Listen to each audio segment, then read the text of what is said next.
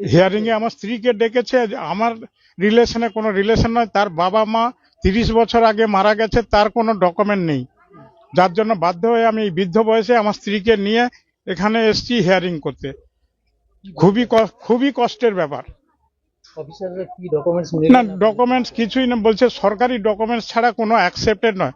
আমি বললাম আমি তো সরকার চাকরি করেছি, আমার তো পেনশন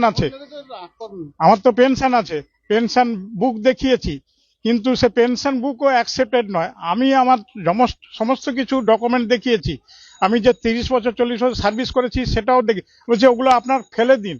আমি বলছি আমি ওনার হাজব্যান্ড। বলছে হাজব্যান্ড না, আপনি এখন স্বামী নয় আসামি, আপনি ওসব বাদ দিন, ওনার কি আছে দেখান।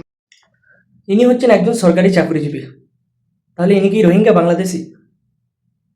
একবার ভাবুন, এই মানুষ যখন খেপে যাবে, বাংলার প্রতিটা মানুষ যখন খেপে যাবে এইভাবে, প্রত্যেকটা মানুষকে যখন রোহিঙ্গা বলা হবে, তখন কি ইলেকশন কমিশনের পিঠের চামড়া থাকবে?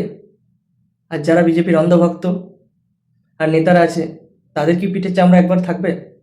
একটু ভেবে দেখুন তো, কমেন্টে জানান।